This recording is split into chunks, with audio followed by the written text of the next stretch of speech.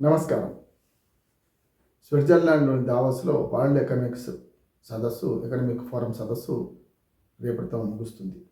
ఈ ముగిసే క్రమంలో దావోస్కు వెళ్ళిన తెలంగాణ ముఖ్యమంత్రి ఏమో 1,78,000 కోట్ల రూపాయల పెట్టుబడులు సాధించామని ఘనంగా చెప్పుకుంటుంటే, మరి ఆంధ్రప్రదేశ్కి ఏం ఒరిగిందనే ప్రశ్న తప్పనిసరి వస్తుంది. తెలుగు వాళ్ళ మధ్యన దాయాదుల పోరు ఉంటుంది, అట్లాగే ఒక రకంగా జలసి కూడా ఉంటుంది. కనుక తండ్రి కొడుకులు అంటే ఆంధ్రప్రదేశ్ ముఖ్యమంత్రి చంద్రబాబు నాయుడు, ఆయన కొడుకు లోకేష్ ఇద్దరు కూడా దావోస్ సదస్సుకి వెళ్ళారు. అక్కడ ప్రజలతో మాట్లాడిండ్రు, కంపెనీ ప్రజలతో మాట్లాడిండ్రు. అట్లాగే దేశం నుంచి వెళ్ళిన ముగ్గురు ముఖ్యమంత్రులు వేరే వేరే పార్టీల వాళ్ళు కూడా, ఒక రకంగా చెప్పాలి మహారాష్ట్ర ముఖ్యమంత్రి దేవేంద్ర ఫడ్నవీస్, ఆయన బీజేపీ ముఖ్యమంత్రి, తెలంగాణ ముఖ్యమంత్రి కాంగ్రెస్ ముఖ్యమంత్రి రేవంత్ రెడ్డి గారు, ఇటు పక్కన పోతే మనకు చంద్రబాబు నాయుడు గారు, ఇటు పక్కన తెలుగుదేశం ప్రాంతీయ పార్టీ నుంచి వెళ్ళిన ముగ్గురు ముఖ్యమంత్రులే. కనుక ఆ ముగ్గురే కలిసి కొంతవరకు మనం పోటీ పడాల్సింది.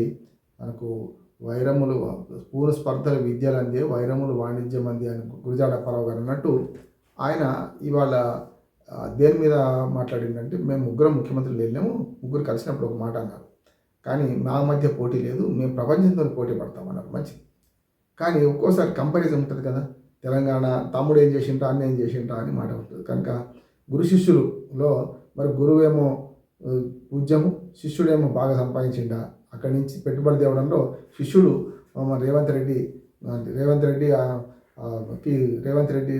చంద్రబాబు నాయుడు రేవంత్ రెడ్డి గురువు అంటారు. కనుక మరి గురు శిష్యుల్లో శిష్యుడు సక్సెస్ అయ్యి గురువే ఫెయిల్ అయ్యిందా అనే మాట వస్తున్నది. కనుక ఈ ప్రతిపక్షాల నుంచి విమర్శలు సహజం. మీరు అక్కడికి పోయింది ఏం కేవలం ఆర్థిక టూరిజానికి వెళ్ళారు, మీరు టూరిస్ట్గా తీర్థయాత్రలు చేసినట్టే మీరు ఈ ఆర్థిక టూరిజం తీర్థయాత్ర చేసి వచ్చారు, సాధించింది ఏం లేదు హుళక్కి అని ఒక మాట ఇప్పటికీ ప్రతిపక్షాల ముందు పెట్టి ఆంధ్రప్రదేశ్లో తండ్రి కొడుకులు వెళ్ళి ఏం తెచ్చారు దాని మీద. సరే, తండ్రి ఏమో కొడుకు కూడా గతంలో దావోస్ పర్యటన ఇప్పుడు కొత్తది కాదు, గతంలో కూడా చంద్రబాబు నాయుడు గారు వెళ్ళారు, ఉమ్మడి ఆంధ్రప్రదేశ్ ముఖ్యమంత్రికి వెళ్ళారు, తర్వాత విభజిత ఆంధ్రప్రదేశ్ ముఖ్యమంత్రికి వెళ్ళారు. విభజిత ఆంధ్రప్రదేశ్లో లోకేష్ని కూడా ఒకేసారి పంపిన సందర్భం చూశారు. ఇక్కడ కేసీఆర్ ఎట్లా పంపిండో ఆయన పంపిన సందర్భం చూసినాం. కానీ ఇప్పుడు ఏమైందంటే పెట్టుబడులు పెద్దగా రాలేదు, మాకు ఇవ్వమని రిక్వెస్ట్ చేసుకున్నారు అనేది ఒకటి వస్తున్నది. సరే, చిన్నగా పెట్టుబడులు ఏమొచ్చినా కూడా తెలంగాణతో కంపేర్ చేస్తే ఆంధ్రప్రదేశ్కి పెద్దగా పెట్టుబడులు రాలేదు, సక్సెస్ కాలేదు అనే విమర్శ వస్తున్నది. దానికి నేను ఒక పద్యం చదువుతాను. అంటే తన బలము కాదయ్య స్థానబలమే కానీ స్థనబలము కాదయ్య విశ్వదాభిరామ విభజం అన్నట్టు. ఉమ్మడి ఆంధ్రప్రదేశ్ ముఖ్యమంత్రిగా ఒక రకమైన 42 మంది ఎంపీలు, 23 జిల్లాలు, అప్పుడు ఉమ్మడి జిల్లాలు, అట్లా ఆంధ్రప్రదేశ్ జనాభాను చూసినా, పార్లమెంట్ సభ్యులను చూసినా, రాజ్యసభ సభ్యులను చూసినా ఒక కేంద్రం మీద కానీ లేకపోతే ప్రపంచవ్యాప్తంగా ప్రభావం చూపే అవకాశం ఎక్కువ ఉంది, ముఖ్యంగా హైదరాబాద్ నగరం.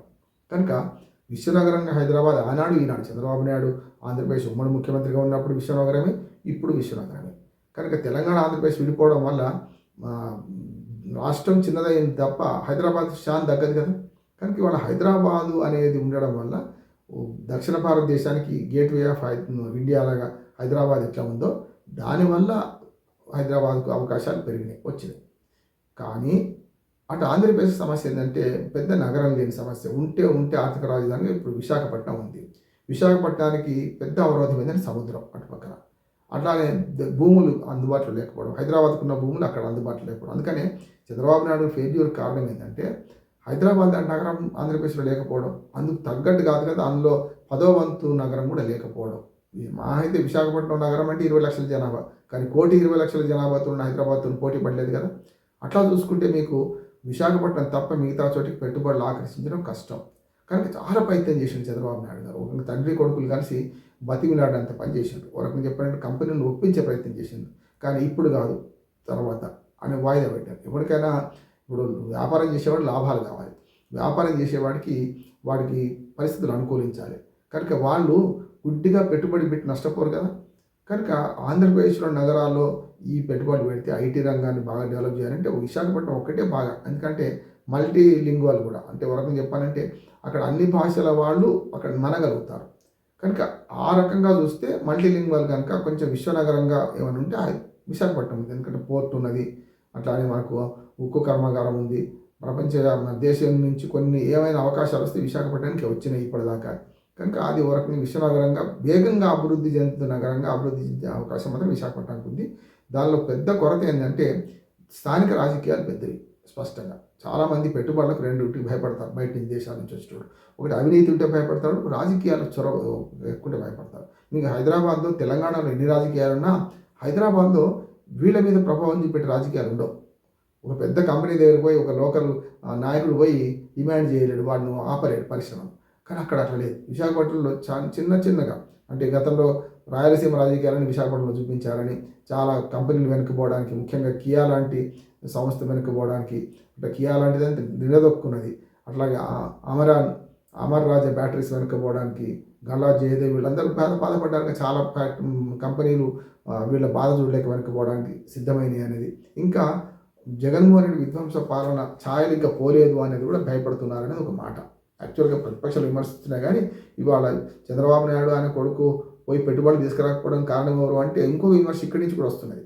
మీ విధ్వంస పాలన, మీ 5 ఏళ్ల పెద్ద ఎత్తున గూండాయిజము, 5 ఏళ్లలో రాయలసీమ రాజకీయాలను ఉత్తరాంధ్ర రుద్దారు.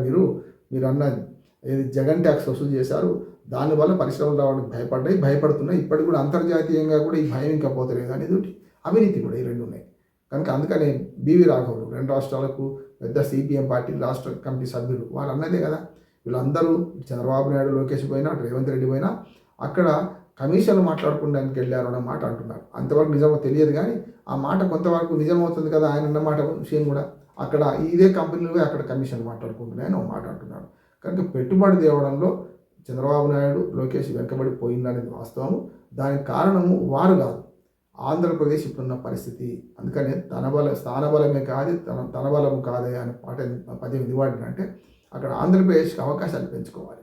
హైదరాబాదులో లేని అవకాశాలు మేము ఇస్తామనాలి.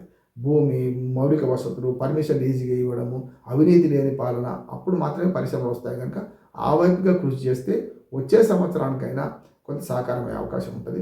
ఇప్పటికైనా మించిపోయింది లేదు. చంద్రబాబు నాయుడు గారికి వాస్తవం తెలుసు. కనుకనే అక్కడ గుడి శిష్యుల చిన్న పెద్ద కాదు, అక్కడ హైదరాబాదు వర్సెస్ విశాఖపట్నం, హైదరాబాదు వర్సెస్ తిరుపతి లేకుంటే గుంటూరు పోటీ పడుతున్నాయి. ఆ పోటీలో ఆయన ఉన్నా, రేపు ఎవరున్నా కూడా కష్టమే. రేపు రేవంత్ రెడ్డిని తీసుకుని ఆంధ్రప్రదేశ్ ముఖ్యమంత్రి చేసినా కూడా ఇది సాధ్యం కాదు. కనుక దీన్ని అర్థం చేసుకోవాలి. విమర్శ సమాధానం కాదు. కనుక ఇవాళ ఆంధ్రప్రదేశ్కి పెట్టుబడులు రావడానికి స్థానిక రాజకీయాలు ప్రభావం చూపించొద్దు, స్థానిక గుండాయిజం పనిచేయొద్దు, దుర్మార్గ రాజకీయాలు పక్కన పెట్టాలి, ముఖ్యంగా కుల రాజకీయాలు పక్కన పెట్టాలి ఆంధ్రప్రదేశ్. దాంతోపాటు విశ్వ నగరంగా అభివృద్ధి చెందే నగరాలను అభివృద్ధి చేసుకునే ప్రయత్నం చేయాలి. ఒక 4-5 నగరాలను ఎంపిక చేసుకొని రేపు పరిశ్రమలకు మంచి ఆలవాలంగా ఉండే విధంగా తయారు చేయాలి. అప్పుడు మాత్రమే పెట్టుబడులు వస్తాయి. కనుక ఇప్పుడు ఫెయిల్యూర్ అనొద్దు, ఇప్పుడు సక్సెస్ అనొద్దు. ఇళ్ళకంగానే పండుగ కాదు. తెలంగాణలో వచ్చిన పెట్టుబడులు కానీ, అటు ఆంధ్రప్రదేశ్లో వచ్చిన పెట్టుబడులు కానీ సక్సెస్ కావాలంటే స్థానికంగా ఈ ప్రభుత్వాలు, రాష్ట్ర ప్రభుత్వాలు అవసరమైన భూమి, నీళ్లు, విద్యుత్తు, అన్ని రకాల మౌలిక వసతులు కల్పిస్తే తప్పనిసరి సాధ్యమవుతుంది. ఎప్పటికైనా మనం ఆశావహులం కనుక ఆశతో జీవిద్దాం, ఆశతో బతుకుదాం. నమస్కారం.